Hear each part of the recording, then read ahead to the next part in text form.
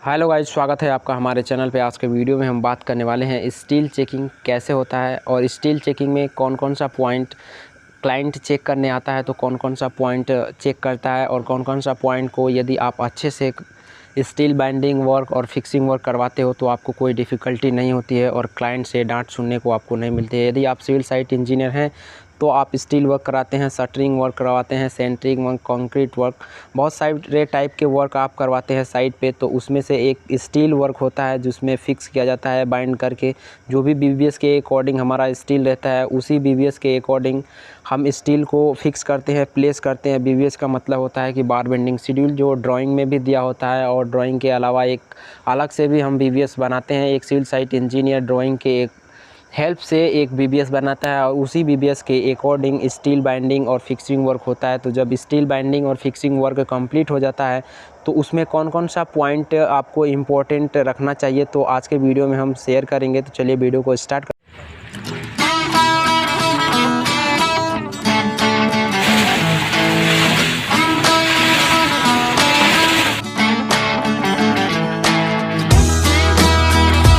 करते हैं। हमारे चैनल पे सिविल इंजीनियरिंग से रिलेटेड नॉलेज वीडियो आते रहते हैं, तो यदि आप सिविल इंजीनियरिंग में इंटरेस्ट रखते हो तो हमारे चैनल को सब्सक्राइब कर लो और साथ में बेल आइकन दबा लें ताकि आपको नोटिफिकेशंस का अपडेट मिलता रहे।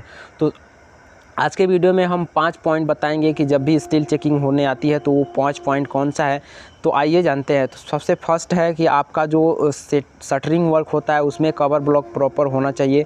तो यहाँ पे आप देख सकते हैं कि ये डेक स्लैब का शटरिंग वर्क हुआ है जिसकी हाइट 300 mm बस है।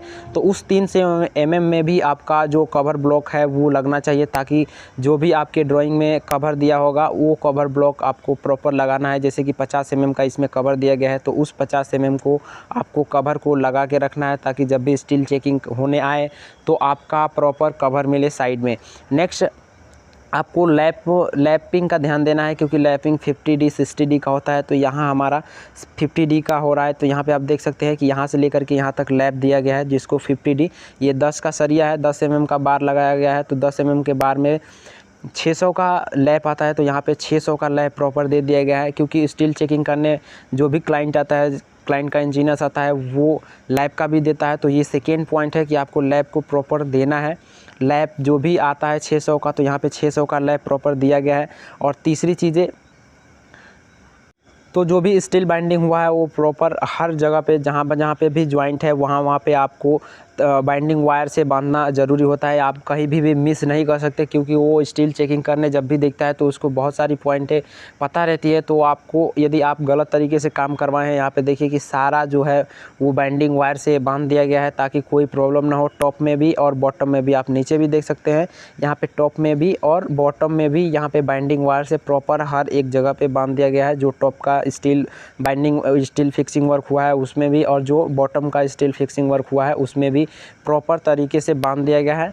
और ये आप यहाँ पे देख सकते हैं कि स्पेसिंग, फोर्थ पॉइंट है, स्पेसिंग को प्रॉपर आपको नज़र में रखना है क्योंकि स्पेसिंग बहुत इंपॉर्टेंट होता है। यदि आप स्पेसिंग का ध्यान नहीं देते हैं तो सरिया हमारा एक पास हो जाता है, कहीं कहीं पे ज़्यादा गैप हो जाता है। तो जो भी ड्राइंग में और बीबीएस में हमारा स्पेसिंग दिया गया है उसी स्पेसिंग के अकॉर्डिंग आप स्टील बाइंडिंग, फिक्सिंग और प्लेसिंग वर्क करवाएंगे। अदरवाइज़ आपका जो स्टील बाइंडिंग वर्क कंप्लीट हुआ है वो रिजेक्ट भी हो सकता है और आपको दोबारा अपने लेबर या ठेकेदार से, जिससे भी आप कॉन्ट्रैक्टर से जिससे भी आप वर्क करवा रहे हैं उसको आपको दोबारा मेहनत करने के लिए आपको बोलना पड़ेगा और आपका पैसा भी सारा कर लेते हैं नेक्स्ट पॉइंट का। तो नेक्स्ट पॉइंट आपको ये ध्यान में रखना है कि आपका जो शटरिंग और सेंटरिंग वर्क हुआ है उसमें प्रॉपर शटरिंग ऑयल यूज हुआ है या नहीं, क्योंकि शटरिंग ऑयल यूज़ करना बहुत ही ज़रूरी होता है। जब भी हमारा डी शटरिंग हम करते हैं, यदि शटरिंग ऑयल आप अच्छे से यूज़ नहीं किए, यहाँ पे आप देख सकते हैं कि शटरिंग ऑयल का कैन रखा गया है और उसी कैन के अकॉर्डिंग इसमें यूज होता है।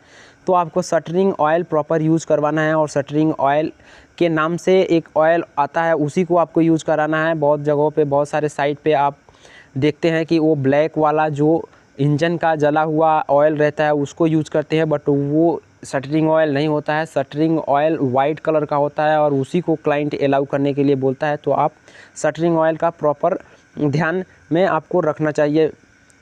नेक्स्ट इंपॉर्टेंट बात है कि ये डेक स्लैब की स्टील फिक्सिंग वर्क हुआ है और डेक स्लैब के जो स्टार्टिंग पर्सन है उसमें डेट डर्ट वाल आया है तो डर्ट वाल का भी कास्टिंग करना है, क्योंकि एक्सपेंशन जॉइंट का 20 से 25 mm का आपके ड्राइंग में जो भी एक्सपेंशन जॉइंट होता है उसमें आपको गैप छोड़ना होता है स्लेब में, डेक स्लेब में। तो यहाँ पे 25 mm का गैप छोड़ना है। तो जब डर्ट वाल का कास्टिंग हो जाएगा तभी हमारा डेक स्लेब का कास्टिंग अच्छे से हो पाएगा, क्योंकि अगर डर्ट वाल का कास्टिंग नहीं होगा तो जो एक्सपेंशन जॉइंट है वो ज़्यादा हो सकता है और डर्ट वाल में जो शटरिंग वर्क होगा वो बहुत ही डिफ़िकल्ट हो जाएगा।